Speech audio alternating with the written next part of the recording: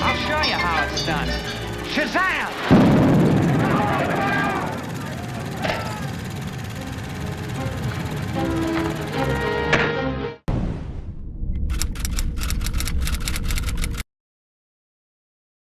Hi everybody, welcome back to Threapleton here. I have another movie review for you tonight. Here we are with The Phoenician Scheme, Wes Anderson's latest movie.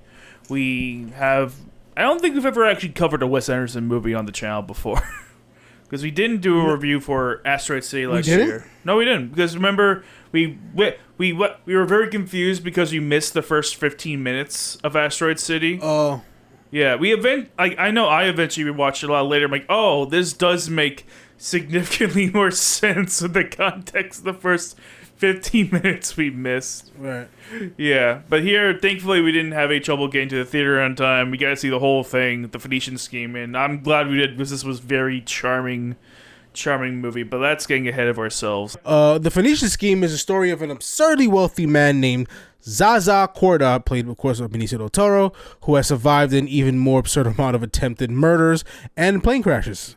He plans of leaving his estate to his only daughter, who is a nun, to be his, main heir, primary heir. He brings her and a Norwegian tutor, played by Michael Cera, along as they try to secure the funds, he tries to secure the funds to cover the gap in the financing for his next big financial venture, which is the Phoenician Scheme.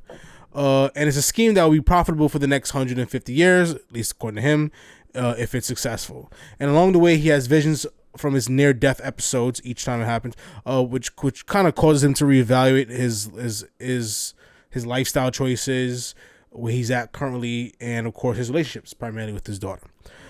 So and this finally leads him down to a road where he's actually bonding with his daughter. Yeah. And that's basically the plot of the Phoenician Scheme. Honestly, the last two films I've seen from him I liked. Asteroid City. Asteroid City to me is not as good as this one, but Asteroid City was still like a pretty solid film that was unique and interesting. Yeah. And I think was very overlooked. Oh, definitely. Because very interesting, very unique, which I really appreciate. Yeah, I would very much like to see people like kind of reevaluate that movie, try to give more of like, very outside the box thinking. I'm very curious, like all the different ways people can analyze a movie. Personally, this movie is a lot less like it's a lot less vague than Asteroid City is. It's exactly. Very straight to the point. This is much more straight to the point, very much more direct, and of course that makes for a more easier and more enjoyable experience. In the movies, at least in the more of a traditional sense. Some people like to be left in mystery so they can figure out what's what. Mm-hmm. So some people that has that kind of mindset maybe could appreciate Asteroid City more, but a more straightforward narrative, you just enjoy it and just kick back.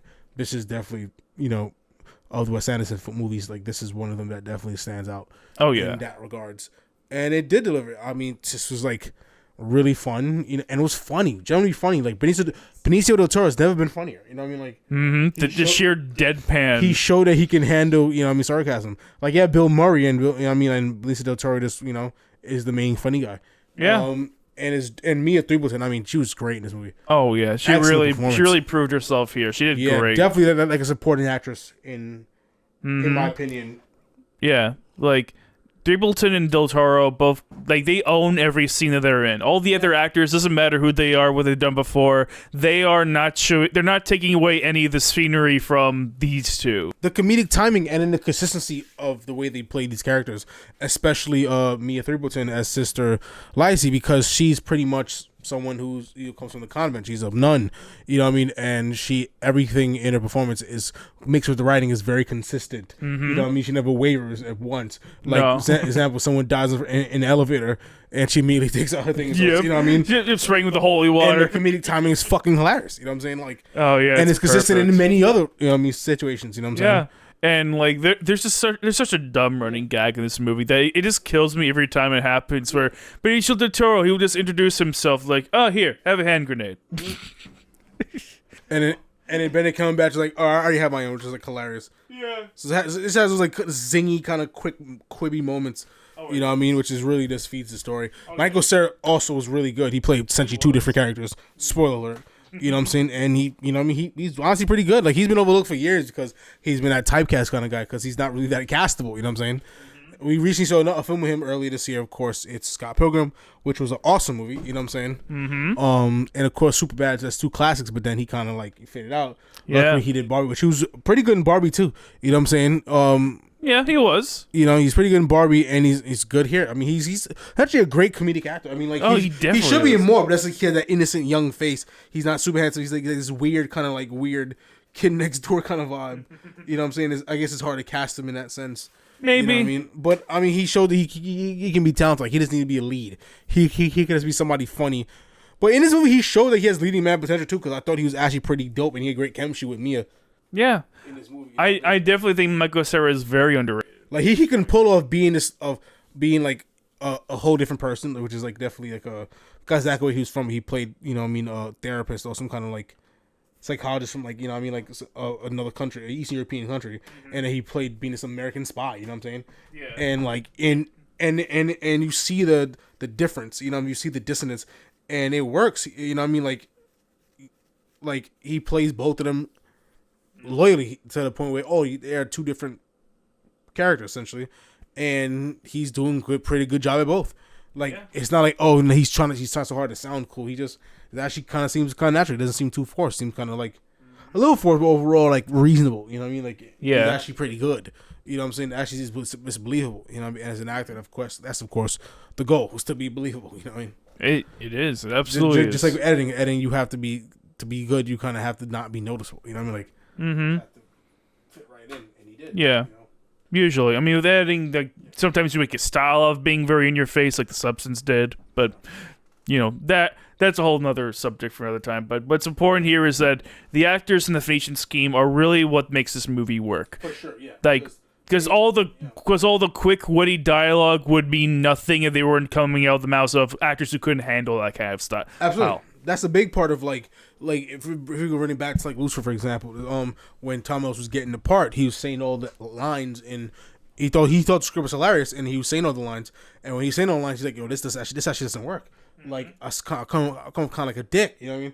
So he's like, yo, let me bring in a British accent, and not even my own British accent, more so an accent kind of like more smoother, a little more like almost like I'm trying to sound British, you know what I mean? Like, and it worked, you know what I'm saying? Like, and he said, it you know what I mean? Like, now it's sinking in because when you have those accents, you kind of could get away, especially if you're seeing it around American characters, you kind of get away with sounding complete accent. Yeah. You know what I'm saying? You know, so we're just kind of conditioned to expect that. Exactly. So to me, yes, that's all about the actors and the choices that they make to bring, because ended comedy is 90% timing. You know what I'm saying? The joke is hardly, and I learned that a while back. It's like the biggest rule of comedy people think is the jokes is not that important. To be funny, you don't need a bunch of clever singers. That can help, but that's like 10% of being funny. It's timing. It's all, even in stand-up, it's 90% timing. Yeah, it's timing and delivery. Yeah, exactly. But that's timing. Timing is delivery. Delivery is how you time the joke at certain moments. You know what I mean? Because you can say the same joke, but in two different times, it could be in a whole different thing, and it can make a difference in the team if people laugh and people don't laugh. You know what I'm saying? And this movie, they nailed the fucking timing. And of course, it has to be assisted by great directing and editing. You know what I'm saying? Oh, yeah. And of course, writing. You know what I'm saying? It's a team effort. You know what I mean? The writers need to write something interesting. The directors need to work with the actors and know what their strengths and weaknesses and know how to use it against them and how to get and to know these guys and to get and to know how to get these performances out of them. And the actors have to have professionalism to really listen and give what the fucking director wants. It's all one collaborative unit. And movies that succeed usually have that, and this movie felt like it has that collaborative unit. That's why a lot of big actors like to work with fucking Wes Anderson, because he's a pretty solid director. Yeah, he's a solid director who's like made like classics. Yeah, because I mean the entire like story itself is cool. You know what I mean?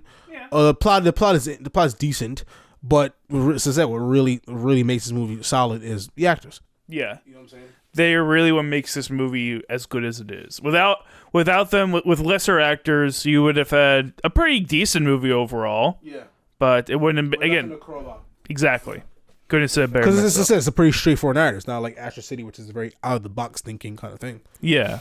Asteroid City is a lot more creative. Like, that's a movie where I think just the tone and even the story is kind of like charming in its own way.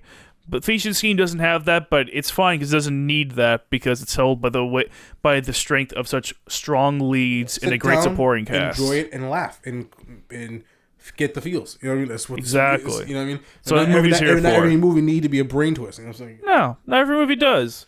It's better if we have variety in film. Exactly. Like you have films that make you think. You have films that make you laugh. You have films that make you engage in this. Films that make you exciting. Mm-hmm. It feels like you think, and then you know what I mean. Or you could maybe be a unicorn and try to get all in one. Yeah, it's happening. It's different, but it does happen sometimes. But yeah, very true.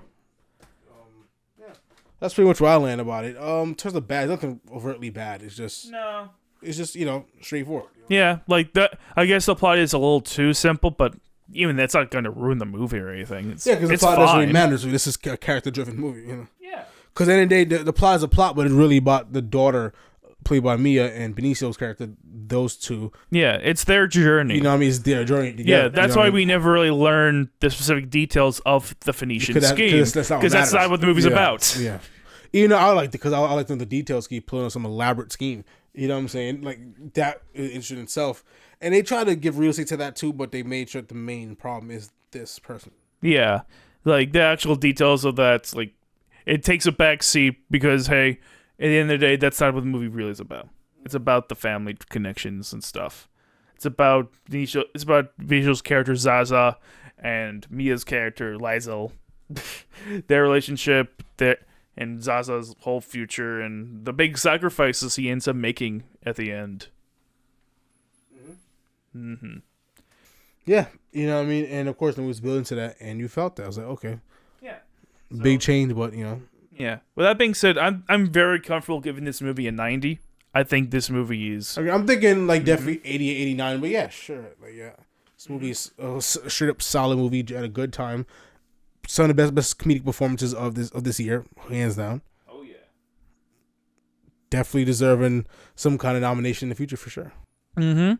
Yeah, remember, folks, you always gotta support your good movies at local movie theater. Anything that interests you, anything that you heard is good that you might like, go see it. And the Phoenician Scheme is definitely something you should go see and support. I agree. Yeah.